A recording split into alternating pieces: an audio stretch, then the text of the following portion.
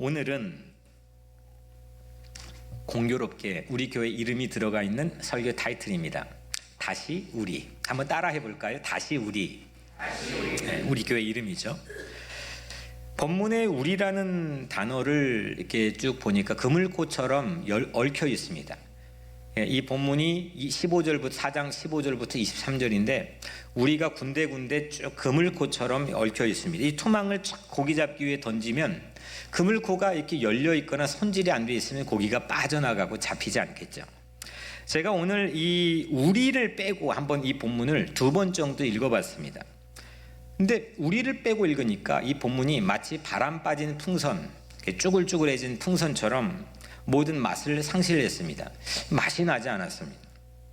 우리가 총 11번 이 본문 안에서 언급이 되는데 느헤미야를 다시 한번 1장부터 10장까지 쭉 읽어보았지만 유독 오늘 이 본문에서 우리라는 단어가 아주 다발적으로 발견이 됩니다. 그만큼 이 우리라는 이 단어, 이 컨셉, 이게 이 단어가 두드러지고 있는 본문이죠. 본문은 오늘 우리에게 주어져 있는 본문은 우리라는 브랜드 컨셉, 이게 꼭 필요한 때이고 이 우리라는 파워, 우리가 가지고 있는 잠재적 파워, 이것이 발휘되는 그런 순간을 우리에게 보여줍니다. 본문을 보니까 전략도 우리, 공사도 우리, 심지어 하나님도 우리 하나님, 비전도 우리, 목표도 우리, 대적조차도 우리, 모든 게 우리로 얽혀져 있습니다. 거의 모든 것들이 우리 없이는 이 본문이 의미를 갖기가 쉽지 않습니다. 우리의 사전적인 뜻은 영어로 보면 us, we 돼 있죠. us, us, 영어로 우리죠, 우리. 영어로 us, 물론 US가 이 점을 찍으면은 United States가 되는 거죠.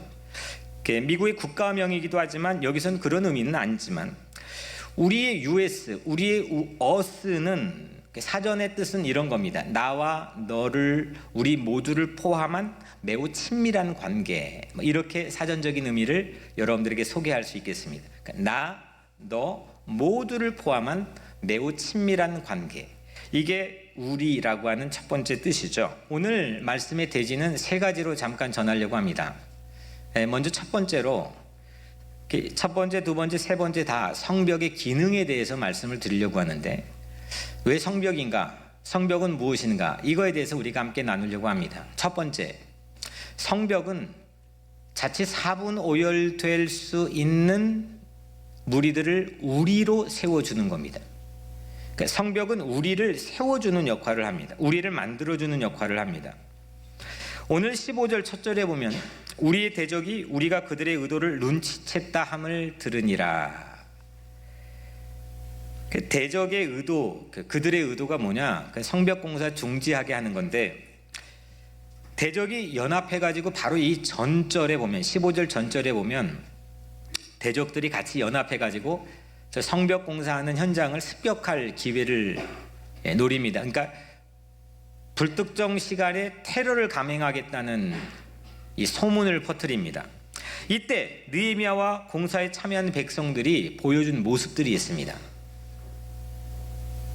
자중질환에 빠집니다. 이게 자중질환인 거는 같은 편끼리 이게 싸워서 그냥 패배를 자초하는 걸 자중질환이라고 부르는데 3가지의 모습을 보여줍니다. 첫 번째 10절에는 우리 읽지는 않았죠. 그 전에 바로 나오는 첫 번째 모습은 테러를 하겠다 하니까 첫 번째 건축가들이 이런 말들을 합니다. 우리 건축가들이 흙을 나를 힘조차도 없을 정도로 지쳐 있습니다. 이제 공사 포기해야 됩니다. 포기파입니다. 두 번째로 11절에는 테러의 위협의 소문이 지금 다 아는 공공연한 이 사실입니다. 우리는 너무 무섭습니다. 공포가 우리 마음속에 있습니다. 이렇게 공포파가 있습니다. 마지막 3번째로 12절에는 이 산발랏 도비아 그 진영에 가장 가깝게 진영 근처에 살던 사람들이 느헤미야에게 10번이나 찾아와서 말합니다. 지금 성벽 비워놓고 빨리 우리에게 와가지고 여기에서 전쟁을 치러야 우리 승산이 있습니다. 이런 얘기를 10번이나 반복해서 합니다. 그러니까 싸워달라는 거죠. 당신들이 지금 성 비워놓고 와야 지금 우리가 살 수 있다는 것을 이야기하는 거죠.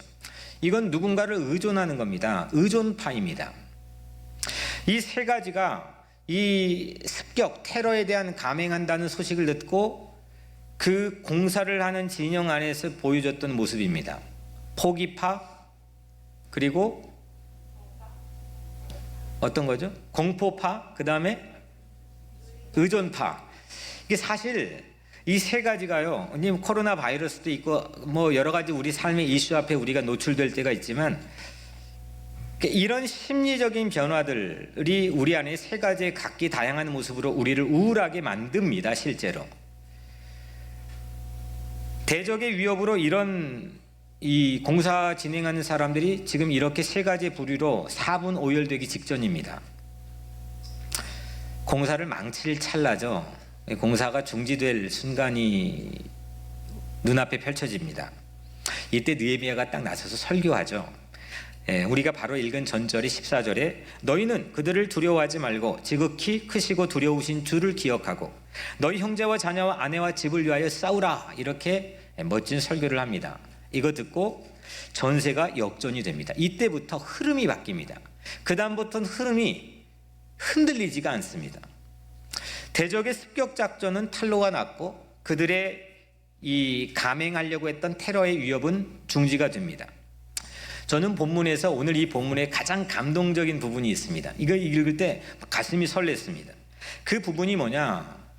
저를 이게 그 다음 절로 못 나가게 했던, 그냥 그 자리에 상상과 가슴 설렘을 경험하게 했던 구절이 15절에 바로 이겁니다. 우리가 다 성에 돌아와서. 영어로 we all return to the wall. 우리 모두가 성에 return 했다는 겁니다. 분명히 바로 직전에 어떠했습니까? 세 가지 포기파, 그 다음에 공포파, 의존파, 이 세 가지 자중질환의 모습을 보였습니다. 이거 공사가 중단될 찰나였습니다. 그런데 이들이 우리가 다 성에 돌아와서, 쉽지 않은 장면입니다. 이건 우리 그냥 개인 안에서도 모든 게 정상으로 리셋되어서 시스템이 원상복구된다는 게 결코 쉬운 일이 아닙니다. 이게 심리가 되면 영이 안 되고, 영이 되면, 영적인 작용이 되면 실질적으로 물리적인 사건은 여전할 수도 있습니다. 이게 한 개인의 삶에 총체적으로 우리가 다 그 성 하던 일, 모든 원래 상태로 복구되어 돌아온다는 것 결코 쉬운 일이 아닙니다. 또 혹 이미 엎질러진 물, 지나간 일들을 우리는 후회는 하지만 그거를 다시 돌아오게 하는 것 결코 우리에게는 쉽지 않은 일입니다. 저는 이 광경을, 성에 돌아오는 광경을 참 많은 기간, 한 주간 동안 상상하고 묵상해 봤습니다. 야, 멋있다, 매력적이다. 이런 일이 진짜? 과연? 성벽은 오합지졸로 전락할 사람들을 우리라는 카테고리로 다시 빌드업 해줬습니다. 성을 빌드업 해주는 것도 좋지만 여기에서는 우리라고 하는 컨셉을 다시 리빌드 해줍니다. 이게 중요한 거죠. 가족들이 자녀들과 함께 마음을 확 모아가지고, 야, 우리 이 타겟으로 공동의 목표를 가지고 가자 하면은 가는 겁니다. 근데 그게 무너지면, 이게 워킹하지 않으면, 리셋되지 않으면 그냥 오합지졸이 될 확률도 무지 많습니다. 여러분들이 하는 이 삶의 터전에서도 마찬가지고, 교회도 당연히 마찬가지겠죠. 먼저 보니까, 오늘 말씀 보니까 일 분업이 아주 척척입니다. 16절에 그때로부터 내수아 사람들이 절반은 일하고 절반은 갑옷을 입고 창과 방패와 활을 가졌고, 민장은 유다 온 족속의 뒤에 있었으며. 이 민장은 이게 오피셜, 그러니까 관리들인데, 절반은 보초를 섭니다. 그리고 절반은 공사에 참여합니다. 관리들이 후방에서 지원합니다. 이 삼각편대가 서로 배려하는 이 구도 자체가, 이 분업이 안 되면 이거 질서 있게 되지 않는 겁니다. 이 내분되려고 했거든요. 내분이 일어나려고 그랬단 말이에요. 자중질환에 빠졌단 말이에요. 그런데 이것이 질서 있는 분업으로 자기 자리를 찾았습니다. 17절에 보니까 성을 건축하는 자와 짐을 나르는 자는 다 각각 한 손으로 일을 하며 한 손에는 병기를 잡았는데, 그러니까 한 손에 연장을, 한 손에 무기를 들었습니다. 모두 다 각자가 자기 무장을 하고 공사에 참여합니다. 언제든지 변신, 트랜스포머가 가능합니다. 상황에 대처하는 순발력, 이 변신, 트랜스포머의 능력을 갖게 되었습니다. 그래서 이를 위해서 이중 업무도 마다하지 않았습니다. 이 실력이 중요한 거거든요. 이 자세와 이 스피릿, 이 열정이 우리의 삶의 판도를 바꾸는 겁니다. 18절 이 마지막 이 변화된 모습 중에 이 18절 마지막 보면 건축하는 자는 각각 허리에 칼을 차고 건축하며 나팔 분 자는 내 곁에 섰었느니라. 여러분들 건축가는 두 손 가지고 일해야 됩니다. 그래서 허리에 칼을 찼다 했습니다. 느헤미야는 제때 경보를 울리려고 나팔수를 항상 옆에 두었습니다.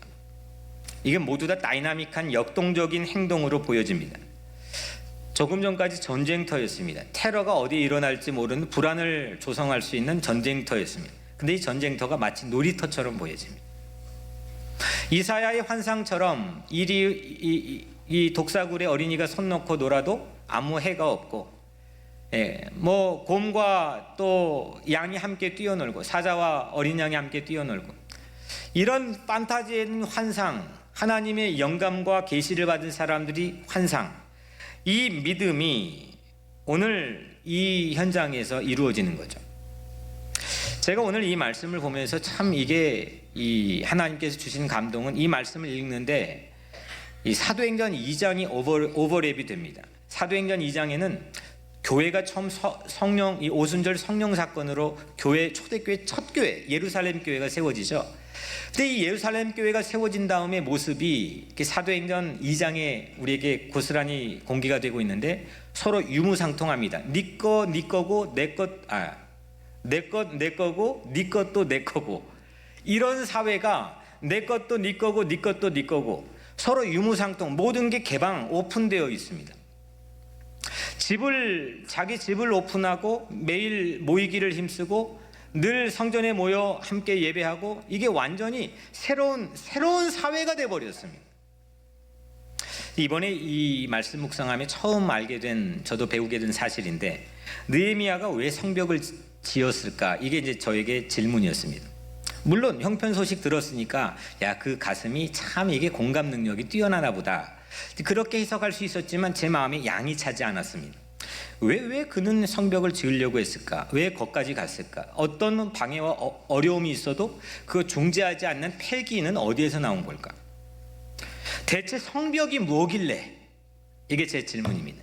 성벽이 뭐길래 한쪽은 사생결단하고 방해하고 한쪽은 총력 다해서 세우려고 했을까? 이게 뭐길래?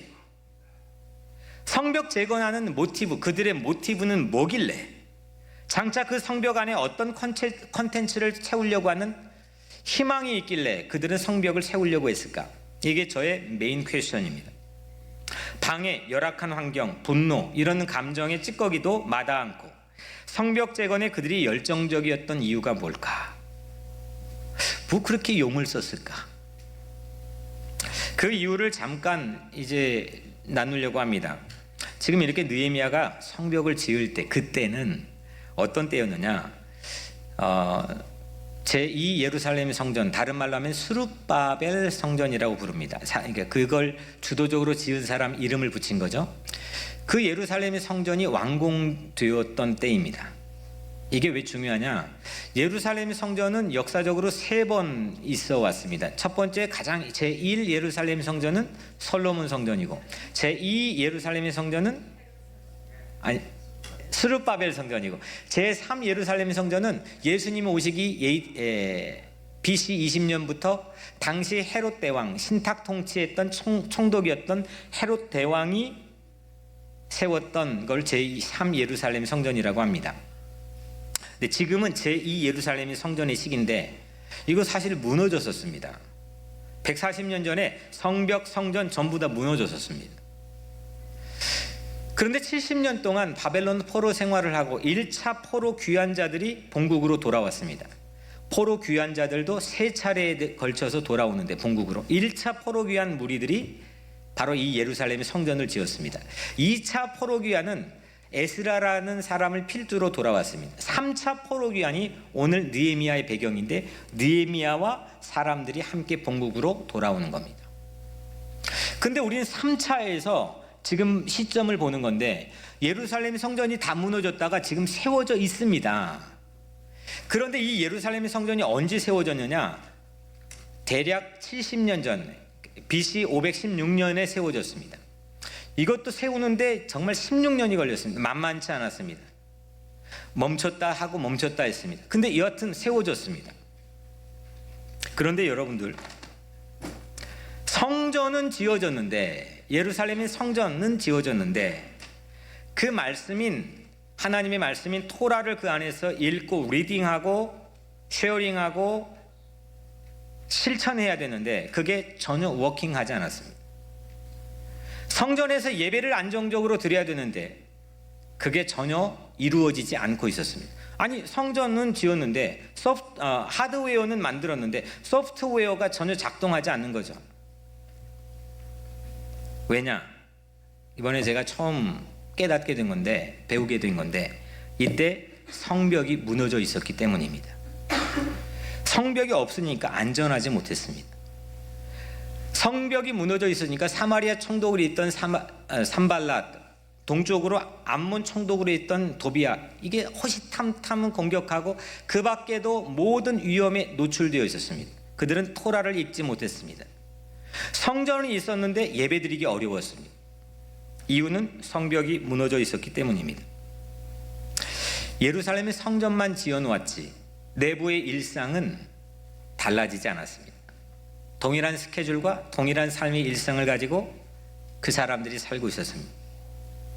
하드웨어만 있고 소프트웨어는 그대로 빈 채였습니다. 그래서 결과적으로 이 유대인들, 이스라엘 사람들은 이방인과 구별이 되지 않았습니다. 그냥 그게 하나님을 믿는 사람인지 아닌지 거기서 거기 뭘 가지고 구분해야 될지, 그리고 특별히 그들 자신의 마음속에 있는 특별한 어떤 거룩한 신성한 자존감도 실추되어 있었습니다. 그들이 예루살렘 성전이 공급할 수 있는 특별한 신앙적인 아이덴티티, 이 성별의 거룩한 성별의 아이덴티티, 이게 모호했습니다. 구별이 사라졌습니다. 성벽 없던 성전은 무용지물이었습니다. 성벽 없는 성전은 제대로 구실하는 게 마비되어 있었습니다. 외부의 공격에 쉽게 노출되었고 콘텐츠를 채워나갈 수 있는 삶의 여유가 없었습니다. 그들의 자긍심은 땅에 떨어졌습니다. 모두 다 성별된 우리라고 하는 공동체를 지켜줄 수 있는 성벽이 없었기 때문입니다. 적대자들도 이 성별의 힘을 알았습니다. 이 성벽이 복원되면, 성전의 기능이 진짜 이게 워킹하고 회복이 되면 이스라엘이 어떻게 막강해지는지를 주변에 있는 모든 적대자들도 알고 있었습니다. 그래서 이전에, 사실은 오늘 이 느헤미야 전에 성벽 공사가 한 차례 있었습니다. 그러다가 좌초된 경험이 있습니다. 에스라 4장 13절에 만일 이 성읍을 건축하고 그 성곽을 완공하면 저 무리가 다신 조공과 관세와 통행세를 바치지 아니하리니 결국 왕들에게 손해가 되리이다. 그러니까 주변 페르시아 제국에게는 납세 문제, 세금, 돈 문제죠. 저들이 이 성벽을 지면 당신들 손해 볼 거요, 돈 문제 손해 볼 거요, 이렇게 말했지만 실질적으로 주변 적대자들에게는 성벽은 성별의 재건이었고, 그 성별이 재건되어 성전이 워킹하기 시작하면 그들은 막강한 힘을 갖게 될 거라는 두려움이 있었습니다. 그러므로 한쪽은 그냥 사생결단하고 저지했고 한쪽은 총궐기하는 마음으로 세웠습니다. 성스러운 구별, 성별, 이게 이루어지면 어떤 사람과 집단을 막론하고 만만하지 않습니다. 이스라엘 사람들이 좋기도 하고 싫은 구석도 있지만 이 유대인들이 2000년 동안 땅도 없고 국토도 없고 아무것도 없이 그냥 어중이 떠중이로 살던 민족이 갑자기 부상했습니다. 그들이 왜 그랬느냐? 그 성별, 디스팅귀시, 하나님이 구별된 백성이라는 이 의식 자체가 유지되었기 때문입니다. 구별된 자존감, 성별이 추락하면 우리가 되지 못합니다. 우리는 아이덴티티가 관건입니다. 나의 정체성이 뭐냐? 너는 하나님의 진짜 자녀냐? 넌 정말 하나님을 믿는 사람이냐? 넌 크리스찬이냐? 넌 기독교인이냐? 뭘로 프루브할 수 있느냐? 뭘로? 정체성이 성스럽게 구별하면 하는 일 앞에서조차도 담대하고 당당해집니다. 폼이 달라집니다. 여러분들, 성벽은 성별이라고 하는 컨텐츠를 위해 세우는 겁니다. 첫 번째는 우리라는 컨텐츠를 세우기 위해서 성벽이 기능을 했다고 했습니다. 두 번째는 성별, 구별, 성스러운 구별, 이거를 세우기 위해서, 이게 워킹되게 하기 위해 성벽을 하나님께서 세우게 한 겁니다. 여명홀도 그냥 건축하는 게 아닙니다. 성별을 세우는 하나님의 컨텐츠를 세우는 작업인 줄로 믿습니다. 아멘. 건축을 위한 건축이 아니라 소프트웨어를 장착하기 위해 건축하는 거죠. 우리는 앞뒤가 바뀌어버리는 경우가 많습니다. 본질이 있는데 왜 내가 돈 벌지? 이게 비슷한 질문입니다. 이 성벽 왜 쌓지? 내가 왜 돈 벌지? 내가 왜 공부하지?